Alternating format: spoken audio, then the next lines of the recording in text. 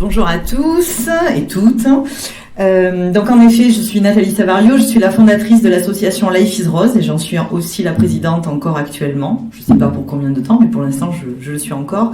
Life is Rose est une association dans laquelle nous sommes tous bénévoles, moi y compris, que j'ai créée en 2012 du fond de mon lit d'hôpital lors de mon premier cancer à l'âge de 34 ans.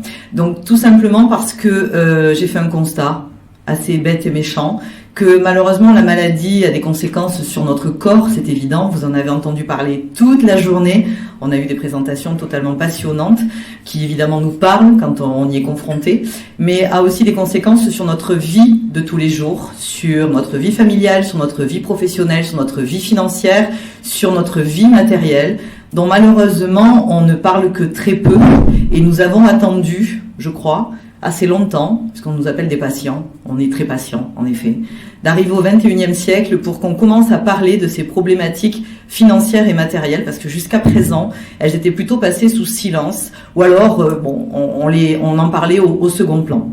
Donc je suis ravie d'être parmi vous aujourd'hui, je vous remercie de cette invitation. C'est un honneur et un plaisir de venir à votre rencontre. C'est toujours un honneur et un plaisir d'ailleurs pour moi de venir à la rencontre de patients, de soignants, des équipes, qu'elles soient médicales, paramédicales ou que ce soit eux-mêmes les patients, parce que c'est toujours très intéressant et même si on a des emplois du temps un peu chargés parce qu'on a des jobs et des familles, et bien on essaie de trouver le temps d'être à vos côtés et c'est un plaisir. Donc merci. Donc j'ai la lourde tâche de clôturer cette journée. Je vais essayer de faire de mon mieux. Donc, être un patient au 21e siècle, c'est tout un boulot, parce qu'au final, on a l'impression qu'on a de la chance au 21e siècle quand on apprend qu'on est malade parce qu'on sait qu'on va être soigné, ce qui n'est pas le cas partout dans le monde. On a beaucoup de chance en France. En même temps, il y a un certain nombre de choses dont on ne nous parle pas et qui deviennent de véritables problématiques au long de la maladie et alors qui s'intensifient après la fin des traitements et après la fin de la maladie. Alors le constat, il est très simple. Aujourd'hui, au 21e siècle, le cancer, en France, c'est pour de nombreux malades. Quand je dis malade, je ne parle pas juste de la personne qui est touchée. Je parle de la cellule familiale. Chez Life is Rose, on ne parle pas que de la personne qui est malade, mais on parle de tous ceux qui sont autour. Quand je suis tombée malade moi-même, et c'est le cas de beaucoup de personnes, j'avais un enfant qui avait 7 ans, un conjoint, qui a été très courageux, qui s'est barré, mais ça c'est classique. Donc c'est assez courant. Je suis navrée, je suis navrée messieurs, pour ceux qui sont là, parce que manifestement, mais il y en a beaucoup qui partent quand même. Ça fait peur, donc ils s'en vont. Les dames, elles restent en général. Elles restent un peu plus longtemps. Peut-être elles se barrent après, donc on le sait pas du coup. Mais par contre, les messieurs sont quand même pas très courageux, faut quand même le dire. Donc le problème, c'est qu'il va y avoir un certain nombre de problématiques qui vont se présenter aux patients et à sa famille pendant et après le cancer. Alors ces problématiques, elles sont nombreuses. Ça va être aussi bien d'emprunter. Ça va devenir mission impossible, on est bien d'accord. Assurer son avenir, prévoyance, etc. Souscrire certains contrats. Souscrire un bail d'habitation, aujourd'hui, c'est une vraie difficulté quand on a eu un cancer, pour une simple et bonne raison que nous avons eu une ministre assez extraordinaire qui s'est dit, après tout, on n'a pas tous des papas pleins d'argent, donc ce serait bien de faire une assurance loyer impayé. Comme ça, tout le monde peut souscrire un bail. Eh ben non, elle a oublié les cancéreux, parce que du coup, ils sont pas assurables. Donc forcément, souscrire un bail d'habitation sur un logement neuf, ça va devenir mission impossible. Mais aussi intégrer des emplois à responsabilité. Il faut savoir que quand on se présente pour un recrutement professionnel, malheureusement, il y a certains emplois, notamment des emplois cadres, etc., où on va vous poser certaines questions qui pourraient paraître un peu complètement hallucinantes quand on y pense, mais pour autant on va vous les poser. Et en effet, à diplôme égal, à compétence égale, on va préférer quelqu'un qui n'a pas été malade ou qui ne l'est pas, tout simplement parce qu'on se dit, s'il me claque entre les doigts, ça craint quoi, donc je vais pas le recruter maintenant. Parce que c'est ça que l'on se dit. Et il faut pas avoir peur ni de le dire, ni de l'assumer. Et puis ensuite, il y a un certain nombre de choses comme l'accès à certains soins de support. Alors on a parlé tout à l'heure de reconstruction, mais pas que. Il y a certains soins de support en ville parce qu'on est loin, parce qu'on n'est pas à côté de l'immense chance d'avoir la clinique Chaigneux et on n'est pas forcément donc pris en charge là où on va avoir des soins de support extraordinaires et accessibles. Parfois on est loin, parfois on est isolé, parfois on est seul et puis parfois on va pas pouvoir se faire reconstruire parce qu'en effet c'est le sujet qu'on n'a pas forcément abordé tout à l'heure, mais le coût est un vrai problème aujourd'hui. Donc c'est un certain nombre de sujets qu'on n'aborde pas toujours, ou pas toujours de la bonne manière parce que ça fait un peu peur d'en parler, mais pour autant, ils existent. Alors la liste, elle est longue. Cette liste, elle va engendrer une certaine précarité sociale, personnelle et professionnelle, pendant et après le cancer. Et je suis quasiment certaine que si on pose la question aujourd'hui à toutes les personnes qui sont dans cette salle, que ce soit des professionnels de santé, des ARS ou des patients ou des aidants, de la famille, eh bien tous, on sait pertinemment que ces problèmes-là, ils sont réels. Alors c'est le début des ennuis. J'ai pas créé un hashtag, j'ai un cancer, parce que bon, ça présenterait pas beaucoup d'intérêt. Sauf que le cancer va quand même générer une certaine peur, on le sait, à tout âge. Qu'on soit jeune, moins jeune, qu'on soit retraité, actif, parents, pas parents, on sait que ça génère de la peur. Par les personnes qui nous entourent, par les personnes qui vont nous croiser, qui vont nous côtoyer. Donc, évidemment, la tentation, elle va être grande de chercher des réponses par soi-même, sur Internet, sur des choses où l'on va penser que l'on va trouver les bonnes réponses. Malheureusement, à aujourd'hui, on fait tous la même chose. On va aller chercher de l'info, on ne trouve pas toujours la bonne. Ou alors on trouve des grosses conneries. Et on fait, du coup, des grosses bêtises derrière, parce qu'on n'a pas la bonne information. Donc en effet, c'est une tranche de vie, comme je l'appelle, sans préavis. On ne reçoit pas un courrier recommandé 6 mois avant pour vous prévenir que vous allez avoir un cancer. Donc techniquement, il va falloir assumer la chose quand elle va se présenter. On n'est pas prêt. Personne n'est prêt à apprendre qu'il a un cancer, à n'importe quel âge que ce soit. Donc, il va falloir en effet assumer un certain nombre de choses. Déjà assumer d'être malade, assumer les traitements auxquels on va être confronté, et puis assumer tout le reste. Et l'idée de Life is Rose, c'était de dire, pour éviter justement de se retrouver noyé au bout de 6 mois, parce qu'on n'a pas anticipé toutes ces problématiques-là, c'est de les affronter le plus tôt possible. Parce que de toute façon, on n'y coupera pas. On n'aura pas le choix.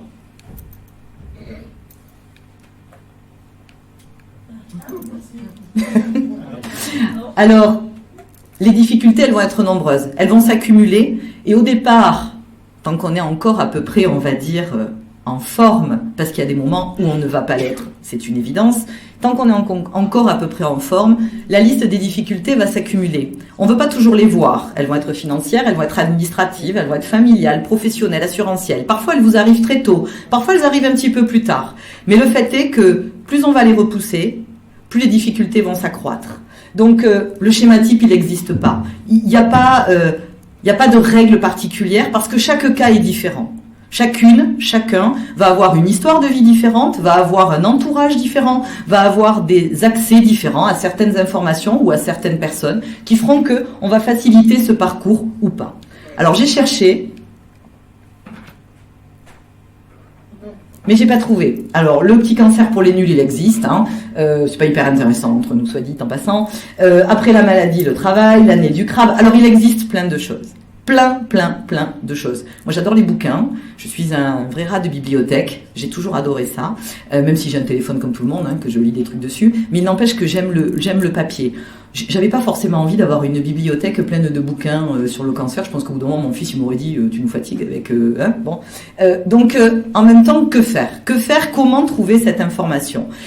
Et c'est vrai que on peut chercher des bouquins, on peut chercher des réponses dans un certain nombre de cas. Le fait est que, comme je vous le disais juste avant, chaque cas est particulier. Chaque famille a des problématiques différentes. Certaines personnes vont avoir une situation professionnelle qui fait qu'il y a certaines problématiques à prendre en compte. D'autres.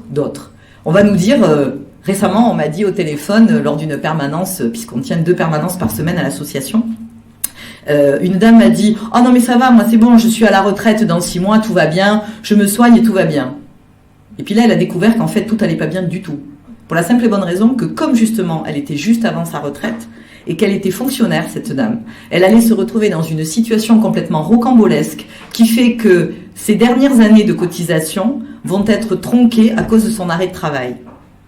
Ce qui veut dire qu'elle a travaillé pendant 35 ans dans cet établissement, avec 35 ans de bons et loyaux services, et que sa retraite va être tronquée juste parce qu'elle a été malade juste avant de prendre la retraite.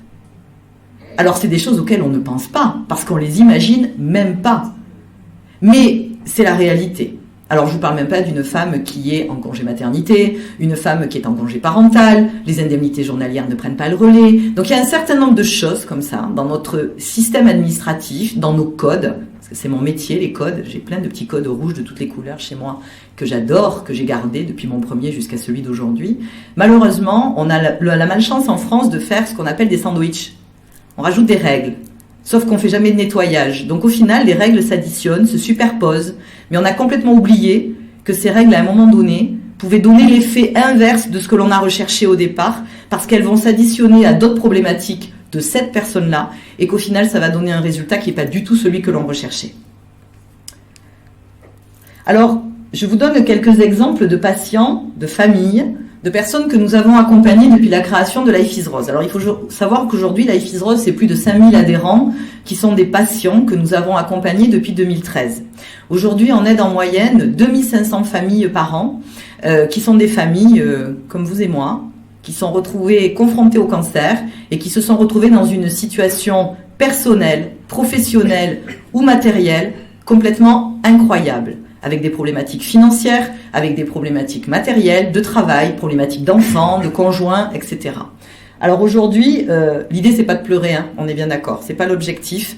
Chez Life is Rose, on essaie toujours de garder le sourire et de se dire que on tente au maximum d'accompagner les familles qui nous contactent, que ce soit par le biais des assistantes sociales, par le biais des administrations ou par le biais directement de la famille, d'aller le plus possible vers quelque chose de positif. Alors des fois, il y a des drames, en effet, mais il y a des situations dans lesquelles les patients se soignent, vont bien, et après ils nous rappellent, ils nous disent « Mon Dieu, mais vous vous rendez pas compte ce que vous avez fait pour nous, vous nous avez sauvé la vie. » Alors on rectifie toujours en disant « Non, ça c'est les médecins qui vous ont sauvé la vie. Nous, on vous a juste aidé à conserver votre place dans la société, parce qu'on en a tous une. » Et c'est vrai que quand on est malade, malheureusement, souvent, on la perd, ou on ne sait plus laquelle elle est.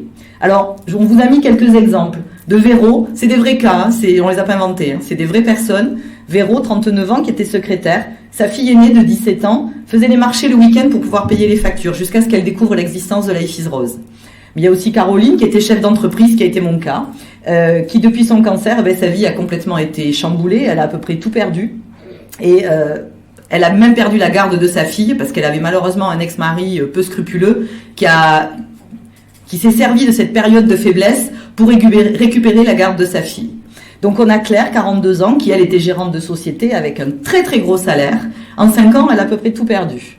Et Robert, 40 ans, pareil. Donc toutes ces personnes-là sont des cas qui sont pas des cas isolés, qui sont des cas qui viennent de toute la France, puisque Life is Rose aide des patients dans toute la France, de façon très simple. On n'a pas de bureau dans toute la France, on n'a pas de délégation dans toute la France, parce qu'on n'en a pas ni les moyens, ni le temps. Comme je vous l'ai dit, on est tous bénévoles. On se réunit 2 fois par semaine, et 2 fois par semaine, on dépiote en moyenne entre 10 à 15 dossiers que l'on reçoit, avec des urgences plus ou moins avérées. On ne donne pas d'argent aux patients pour éviter justement soit d'avoir à gérer, soit d'avoir à éventuellement récupérer cet argent s'il était mal utilisé. C'est pas l'objectif. L'objectif, c'est de soulager la cellule familiale. Comment on la soulage ? On la soulage en se disant que l'on peut venir en aide à ces familles de façon totalement pratico-pratique. Parce qu'aujourd'hui, 21% des personnes atteintes de cancer vivent en dessous du seuil de pauvreté. Pas parce qu'elles étaient déjà pauvres avant, à cause de la maladie. Et ça, c'est quelque chose dont on parle peu, mais c'est beaucoup. C'est énorme, 21%. Et le drame, c'est que 2 ans après l'arrêt des traitements, ce chiffre augmente. Donc ce qui veut dire qu'on a un énorme problème, et on en parlait tout à l'heure pendant la pause, on a un énorme problème du retour à l'emploi, on a un énorme problème de l'après-cancer, de la prise en charge de la cellule familiale, des enfants, de tout ce qui va autour. Ça y est. Non. Alors, on s'est dit que les 100 coloriages anti-stress, c'était bien, mais ça suffisait pas. Donc, on a mis en place un process, qui est un process assez innovant, et je suis quand même assez heureuse de se dire que aujourd'hui, on a des partenariats avec des associations nationales et des associations internationales, des centres de soins, des assistantes sociales de la France entière, qui aujourd'hui travaillent avec nous. Je suis même plutôt fière quand on reçoit un certificat médical d'un médecin qui écrit « à l'attention de Life is Rose ». Je me dis, c'est quand même génial. C'est quand même génial de voir des médecins qui se disent que leurs patients sont en difficulté et qu'ils font un certificat médical à destination d'une association toute simple, loi 1901, constituée de bénévoles qui donnent de leur temps à d'autres personnes. Alors au sein de l'association, nous sommes 2 à avoir été malades, moi-même et une autre patiente qui est responsable des commissions sociales. Tous les autres sont des gens que j'ai croisés au cours de ma vie, qui sont des gens que j'ai croisés dans mon travail, que j'ai croisés à l'école, que j'ai croisés dans des situations X ou Y, et qui se sont dit mais c'est pas mal de donner de son temps un peu aux autres, en se disant que c'est pas grand-chose, une commission sociale par semaine, une fois de temps en temps. Donc les gens aujourd'hui qui font partie de cette association, c'est 25-26 bénévoles permanents qui sont là toute l'année, participent aux événements qu'on organise, parce que j'ai oublié de dire qu'on n'a pas 1 euro d'argent public, hein. On collecte 200 000 euros dans une année, qu'on se débrouille à les collecter avec des événements divers et variés, sportifs et autres. Et ces 200 000 euros, on en redistribue la totalité aux patients. Non, c'était pas pour vous. Je vous le dirai si c'était pour vous, vous inquiétez pas. Éventuellement avant de partir. Mais je me serais pas permise autrement. Mais en revanche, voilà, cet argent, il est redistribué aux patients sous forme très basique pour des choses du quotidien. Parce que quand on soulage une cellule familiale en payant le loyer pendant 3 mois pour qu'ils puissent assumer le quotidien, donc ils ont même plus à s'en inquiéter, ils savent que c'est fait. Quand on envoie des cartes Leclerc pour qu'on aille acheter à manger ou qu'on aille acheter des produits de première nécessité, eh bien on sait qu'on va pouvoir payer son loyer pendant ces mois-là. Et toutes ces choses-là qui nous paraissent complètement dérisoires quand on va bien et qui deviennent une véritable difficulté lorsque l'on est confronté à la maladie. Alors il n'y a pas que ça, évidemment, on est bien d'accord. Tout ce qui va autour, tout ce qui est soins de support et auquel on a la chance de pouvoir éventuellement participer quand on est à côté ou quand on peut s'y présenter, c'est encore mieux. Mais je dis toujours, c'est génial d'avoir une super perruque, d'avoir un joli soin du visage, mais il faut avoir aussi le frigo plein pour pouvoir manger et faire manger sa famille. Ça paraît pour moi une évidence au XXIe siècle. Malheureusement, on vit dans un pays démocratique, civilisé, a priori. Eh bien aujourd'hui, au XXIe siècle, il y a des familles autour de nous, juste parce qu'elles sont touchées par un cancer, qui n'ont plus de quoi manger. Et ça, pour moi, c'est inadmissible.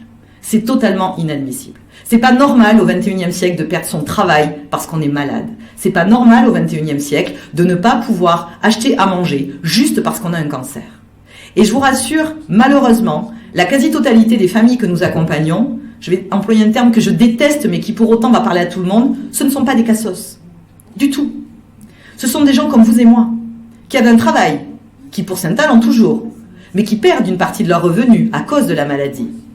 Et qui pour beaucoup vont se retrouver en difficulté. Tel que vous me voyez aujourd'hui, forcément, bon, avec ma tête de caniche effrayée, parce que ça c'est les suites classiques, donc on s'habitue, on fait plus de brushing, on laisse tomber. En revanche, on se dit que moi je suis notaire. J'ai pas de papa notaire, mais maman notaire. Hein. J'ai bossé pour payer mes études, accessoirement. Je fais partie des jeunes notaires de Gironde qui ont prêté serment très tôt. Quand je suis tombée malade à 34 ans, il y avait bien un truc que j'avais pas imaginé, c'était perdre mon job. Et pour autant, j'étais associée, je me croyais à l'abri. Mais pas du tout. Parce que je faisais partie d'une profession, bon, j'en fais encore partie, pas pour très longtemps d'ailleurs, ça va se terminer, qui sont pas des gens très empathiques au final. Ils s'en foutent. Vous êtes malade, ils sont pas concernés. Mais eux, c'est leur cas. Mais c'est le cas de beaucoup de personnes dans notre société. Au départ, on vous dit « Oh la pauvre, oh le pauvre, on va l'aider ». Mais ça ne va pas durer. Parce que c'est long, le cancer c'est chiant. La grippe ça dure 15 jours, le cancer ça dure. Bon, puis moi je m'en suis pas fait, je m'en suis fait 2. Alors en même temps, bon, c'est vrai que j'ai poussé un peu le bouchon. Quand on m'a dit « T'exagères », c'est vrai. Donc, mais quand on réalise que ça dure dans le temps, les gens au bout d'un moment ils décrochent, ils lâchent. Parce que c'est long, parce que c'est pénible, parce qu'au bout d'un moment, ça va, bon allez secoue-toi, c'est bon, c'est fini, t'es plus malade. Et c'est là le plus dur en fait. C'est là où on a besoin des autres, c'est là où on a besoin d'être aidé à repartir bosser, c'est là où on aurait justement besoin d'un tout petit peu de soutien. Parce qu'au final, pendant qu'on est malade, on est super soutenu, on est hyper entouré. On a les soignants qui sont merveilleux, qui pour la plupart sont des anges quand même, qui sont là pour nous, qui font tout ce qu'ils peuvent pour nous aider. Bon, il doit y avoir des pas sympas partout, hein, j'imagine. Mais bon, en l'occurrence, moi, j'en ai pas croisé. Donc, c'est l'après qui est très difficile. Le pendant, quand on sombre, c'est la cata, parce que on a tous, à un moment donné, eu envie de lâcher prise. Moi, la première, deuxième cancer, 36 ans, je me suis dit, non, mais c'est pas possible, c'est de l'acharnement, quoi. Évidemment qu'à un moment donné, on se dit, on laisse tomber, on n'a plus envie de se battre. Non, mais il faut pas laisser tomber. Mais en même temps, par moment, frigo vide, on ne sait plus comment on va payer ses charges, on ne sait plus comment on va payer son loyer, on ne sait plus comment on va assumer tout ça, on n'a plus envie de se battre. Moi, une fois, je me suis dit, bon, en même temps, si tu passes l'arme à gauche, ton fils, il n'aura pas de dette.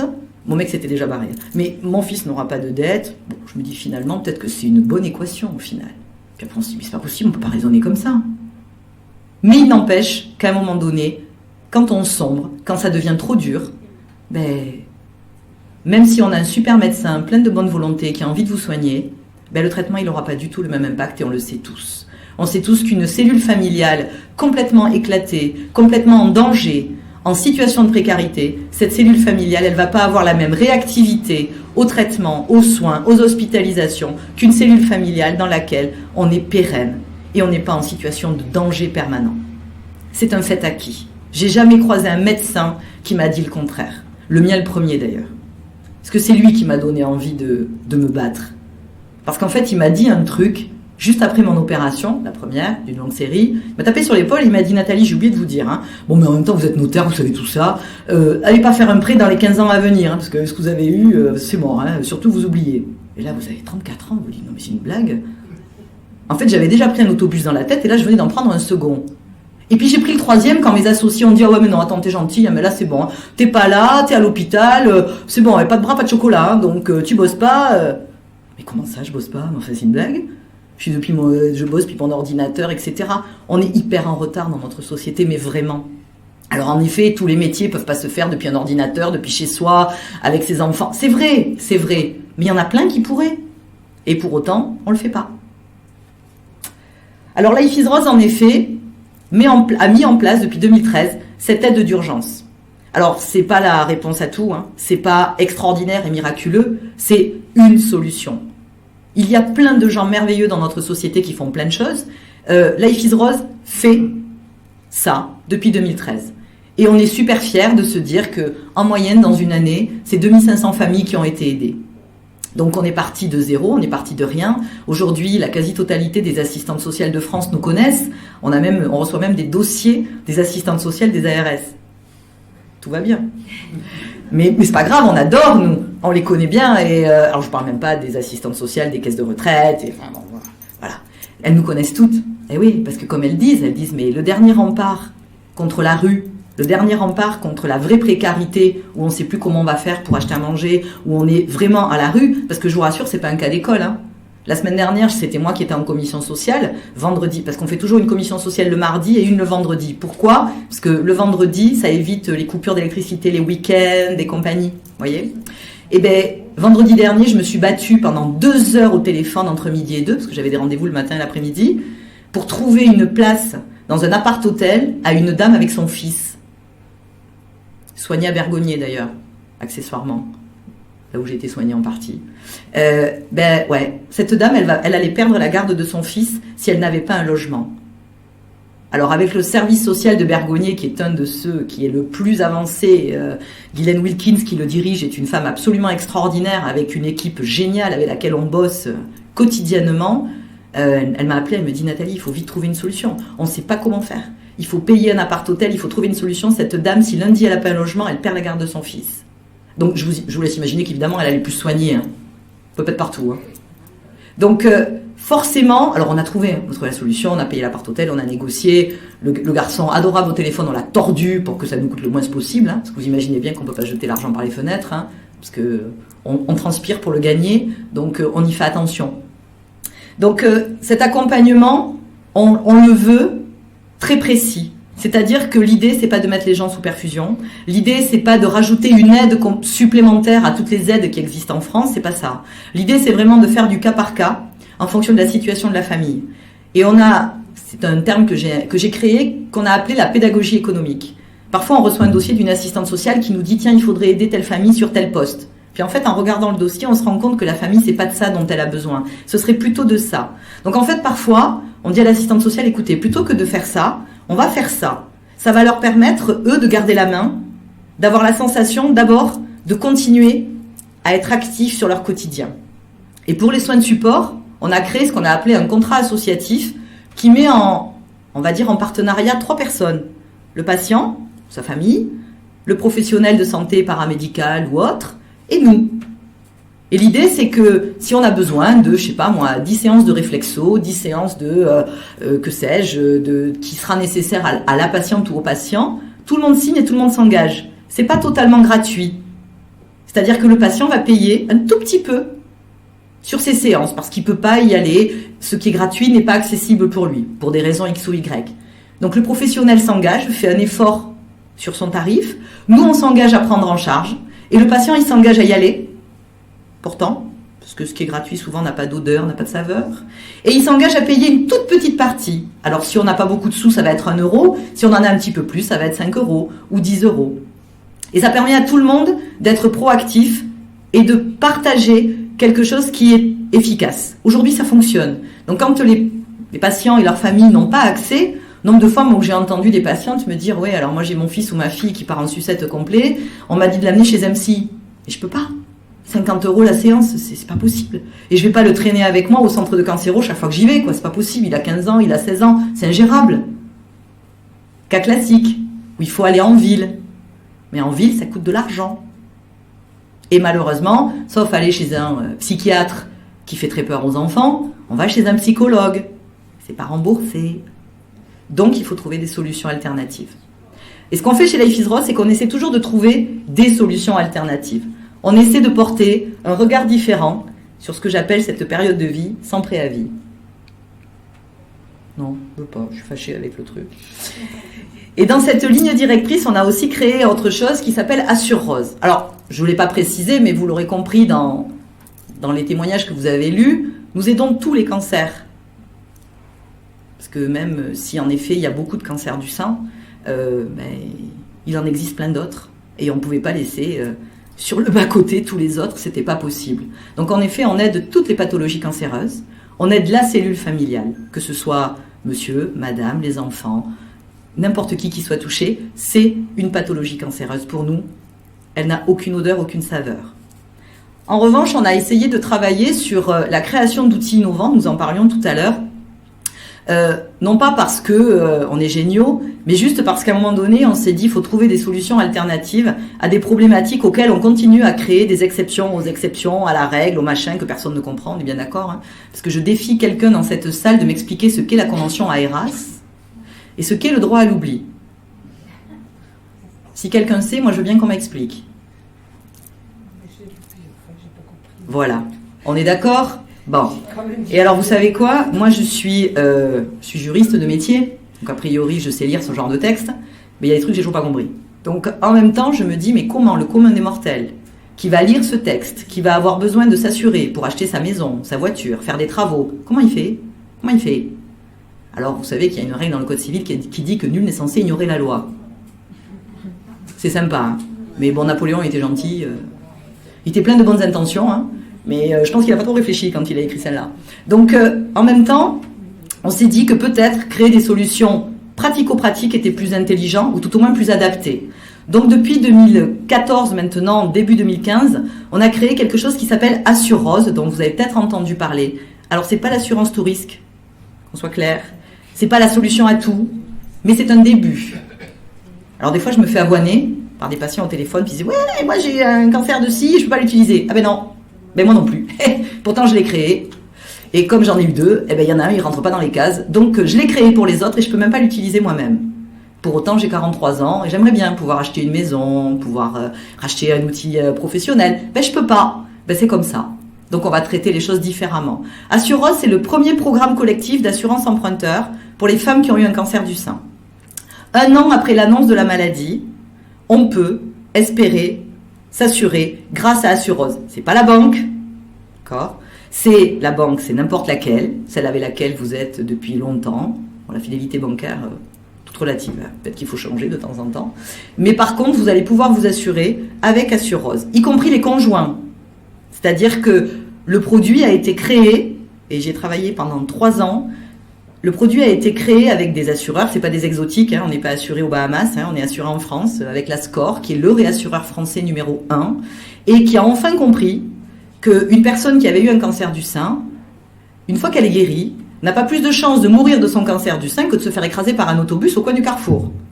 Donc à force de leur donner des statistiques, ils ont fini par comprendre que potentiellement c'était une population intéressante. On est bien d'accord, c'est pas des philanthropes, hein. Ils l'ont fait parce qu'ils gagnent de l'argent, hein, soyons clairs. Hein. Nous, on n'en gagne pas, mais eux, ils en gagnent. Bon, c'était l'objectif. L'idée, c'était de commencer à réfléchir à des choses alternatives. Donc, Assure Rose, c'est un premier pas. On en parlait tout à l'heure. On travaille actuellement avec eux, mais sortir les rames, hein, on n'a pas encore atteint la côte. Cancer du testicule, cancer de la thyroïde. Mais c'est pas gagné. Donc il faut y aller gentiment. Il ne faut pas les brusquer, ces gens-là. Mais Assurose existe. Depuis 2015, 280 femmes ont pu emprunter avec leur conjoint ou seules pour acheter une maison, pour acheter une voiture, pour faire des travaux chez elles, pour changer le regard que l'on a sur le cancer et sur la façon que l'on a de le percevoir dans la vie de tous les jours. Parce qu'aujourd'hui, qui vit sans crédit? Ben moi, je sais pas qui, hein, mais pas grand monde. Alors en effet, quand on a déjà sa maison de payer, on se pose plus la question. Mais quand on est en plein dedans, qu'on a envie de faire des travaux ou qu'on a envie de faire encore des projets, c'est pas normal de pas pouvoir le faire juste parce qu'à un moment donné, on a eu un cancer. C'est pas une vraie raison. Donc, Assurose est un début, c'est un outil innovant, qui fonctionne, qui est géré par un courtier parisien avec lequel on travaille et on échange régulièrement. Alors, comme je le disais tout à l'heure, c'est pas l'assurance tout risque. Bien sûr qu'il y a des cas où ça passe pas. Parce que la personne fume, parce qu'elle a d'autres pathologies, parce que ci, parce que là. Et qu'il y a des fois où ça devient compliqué. Mais dans 90% des cas, ça fonctionne. Et aujourd'hui, force est de constater que les personnes qui l'ont souscrite sont ravies. Sont ravies, ça fonctionne, elles ont pu enfin faire des projets. Et ça change la donne de se dire que l'on peut. On ne le fera pas forcément, mais au moins on sait que l'on peut. Alors pourquoi Life is Rose Non, j'ai sauté une diapo. Alors pourquoi Life is Rose? Tout simplement parce que le temps est précieux et qu'il faut arrêter de le perdre. Donc en effet, parfois on nous dit qu'on est un peu, on est un peu dur, on tient des propos un peu, oui, mais on tient des propos qui sont la réalité. À un moment donné, oui, on fait pas semblant. Oui, on dit les choses telles qu'elles sont, parce que c'est le retour que l'on a d'abord de ce que nous avons vécu, mais aussi et surtout de ce qui se passe dans la vraie vie des gens que nous sommes tous. Alors aujourd'hui, Life est engagé dans plein de choses, parce qu'on pense que c'est important, d'abord de ne pas rester dans son coin, mais de partager positivement nos expériences avec celles des autres associations. C'est pourquoi je suis là aujourd'hui, parce que l'idée c'est justement d'échanger, d'être capable de prendre le bien qui est fait ici et de partager le nôtre et ainsi de suite. J'ai toujours été convaincue qu'à plusieurs on était meilleur. Tout le monde ne partage pas ça, mais moi je suis convaincue que si. Je pense que si on mutualise nos efforts, on avance plus vite et on fait des choses plus intéressantes. Alors, on n'a pas trouvé mieux que le partage chez nous. Et comme on n'a pas trouvé mieux que le partage, Life, comme vous le voyez, aujourd'hui collecte à peu près 200 000 €. On a 25 bénévoles qui donnent de leur temps pour pérenniser nos 2 commissions sociales par semaine. C'est pas du gâteau, hein. Je vous assure qu'il y a des fois où c'est compliqué parce qu'on a tous des jobs, des familles, donc on essaie de trouver la bonne équation pour que tout le monde y trouve son compte. On organise des tas d'événements, on nous associe à des tas d'événements pour collecter cet argent, hein. C'est pas moi qui le mets, je l'ai pas. Mais aujourd'hui, on essaie aussi, et c'est très important, de mener des actions avec d'autres associations. Donc on a mis en place un partenariat dont je voulais vous parler aussi aujourd'hui, qui est parce que pour nous on pense que s'unir c'est important, qui est le collectif 1310. Alors qu'est-ce que c'est que le collectif 1310? C'est un collectif qui a été créé grâce à l'impulsion de Pfizer. Oui, laboratoire, oui, pas démon, moi je crois pas. Donc nous on est mariés avec personne, hein. Enfin, moi, je suis plus mariée du tout, d'ailleurs. Mais on est marié avec personne, et surtout pas avec un labo en particulier. Mais il n'empêche que ces gens nous aident et nous apportent parfois l'impulsion nécessaire pour pouvoir avancer. Et grâce à Pfizer, nous avons créé un collectif autour du cancer du sein métastatique. Pourquoi? Tout simplement parce que cette pathologie particulière, souvent, ces femmes, c'est beaucoup des femmes, quelques hommes, mais très peu, se sentent très esseulées, notamment pendant les grands événements d'Octobre Rose, auxquels on participe très peu chez Life is Rose. Pour une simple et bonne raison, c'est ce que je disais tout à l'heure au risque de choquer, c'est que moi j'ai un peu de mal avec le fait qu'au mois d'octobre, tout le monde parle du cancer, tout le monde monte ses nichons, limite c'est glamour d'avoir un cancer, tout va bien. Oui, et le reste de l'année. Donc c'est bien parce que le cancer du sein, Octobre Rose a donné une impulsion pour parler du cancer. Mais il ne faut pas non plus trop galvauder ce message parce qu'à un moment donné, je crois que même les patients, parfois ont du mal à s'y retrouver. Ça peut devenir un peu too much, donc il faut faire attention. Et toutes ces femmes qui sont atteintes de cancer du sein métastatique et qui pour le coup sont malades toute leur vie, ben, elles s'y retrouvent pas. Elles s'y retrouvent pas et elles se sentent vraiment très seules. Donc on a créé ce collectif avec 3 autres associations que sont Jury Santé, Patients en Réseau et Europadona. L'objectif de ce collectif, il est très simple. Il est de redonner la parole à ces patientes autour d'un logo commun et autour d'une journée. Le 13 octobre, parce que on nous a imposé que ce soit pendant le mois d'octobre parce que c'était le cancer du sein. Voilà, on a fait avec. Pourquoi 13-10 ? Vous avez compris. Et c'est pas moi qui ai fait le jeu de mots, hein. M'en veuillez pas. Donc, pourquoi 13-10 ? Tout simplement pour que ces femmes-là, pendant le mois d'octobre, aient une journée qui leur soit dédiée et que l'ensemble des associations qui parlent d'Octobre Rose, du cancer du sein, se mobilisent autour du cancer du sein métastatique. Parce que ces femmes ont souvent la sensation que, en fait, l'ensemble de ce qui est proposé autour du cancer du sein n'est pas adapté à leurs besoins. Elles sont dans des situations particulières. Alors, je vous parle même pas de la problématique sociétale et professionnelle. Alors là, c'est cadeau, hein. Donc, il y en a beaucoup, évidemment, qui arrivent chez Life is Rose, ça c'est sûr, mais pas que. C'est aussi les soins de support, c'est aussi tout ça. C'est très compliqué. Le nombre de personnes qui nous a expliqué, elle arrive quelque part, elle dit « Ah mais non, vous avez un cancer du sein métastase. Ah non, je vous touche pas, les métastases, elles vont se balader dans votre corps et tout. » Donc, des trucs, ces patientes entendent des choses qui sont complètement hallucinantes. Hallucinantes et parfois très déstabilisantes. Parce qu'en même temps, il faut continuer à avancer.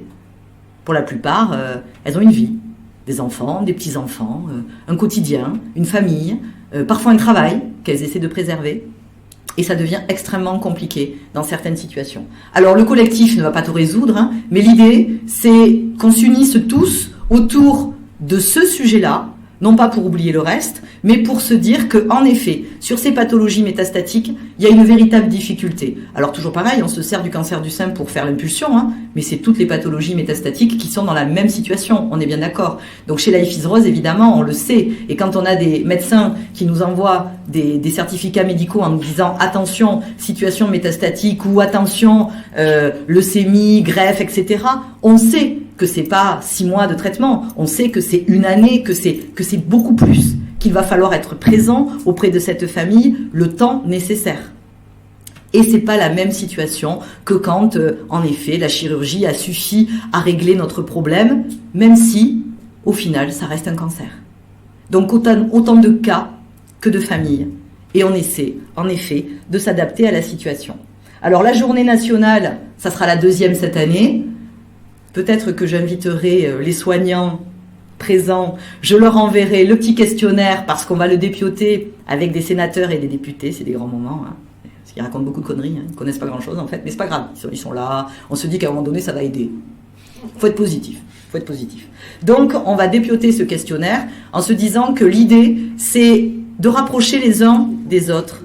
Parce que la vision que l'on a quand on est un soignant, de ce que l'on a donné comme information à la patiente, et pas forcément ce que la patiente, elle, a ressenti. On le sait tous. Et pour autant, il n'y a aucune malveillance. C'est juste que chacun a son vécu, chacun a sa position, et que parfois, c'est compliqué d'unir les deux. Donc l'idée, c'est peut-être de travailler sur tous ces sujets-là. Donc je me permettrai peut-être de vous envoyer ce questionnaire à diffuser largement, ça prend 20 minutes et c'est plutôt très complet. Alors, aujourd'hui, Life is Rose est un partenaire privilégié des centres de soins, de l'ensemble des travailleurs sociaux sur l'ensemble de notre territoire, qu'ils soient dans les centres de soins, certes, mais qui sont aussi en ville. On a de plus en plus d'assistantes sociales d'un peu partout qui nous contactent. Et aujourd'hui, on essaie de créer des outils utiles, tout simplement parce que quand on a besoin d'un coup de main financier ou d'un coup de main matériel, on n'a pas forcément besoin d'avoir quelqu'un en face de soi. On a besoin d'avoir des réponses. Donc, demander de l'aide par un mail, par un petit dossier qu'on envoie par courrier, mais c'est parfois beaucoup plus facile que de devoir raconter sa vie à quelqu'un en face parce que, oui, vous avez une super jolie montre et qu'elle va vous regarder un peu de travers en disant « Ouais, bon, elle a qu'à vendre sa montre, hein, elle pourra manger. » Ben ouais, les délits de sale gueule, ça existe aussi dans l'autre sens. Et pour autant, c'est pas parce qu'on a eu un cancer qu'on doit être obligé de vendre sa jolie montre. Pourquoi il faudrait, après tout? Pourquoi? Alors pourquoi s'y attacher, vous me direz aussi. Chacun fait comme il veut. Mais chez Life is Rose, on a un concept assez basique, c'est qu'on ne juge pas. Chacun se retrouve dans la situation dans laquelle il est par un accident de la vie. Et notre boulot à nous, et c'est vraiment ce que l'on véhicule avec les bénévoles et la formation qu'on leur donne quand ils arrivent chez nous, c'est vraiment d'apporter une aide concrète, efficace et utile à la cellule familiale. Et pas de juger.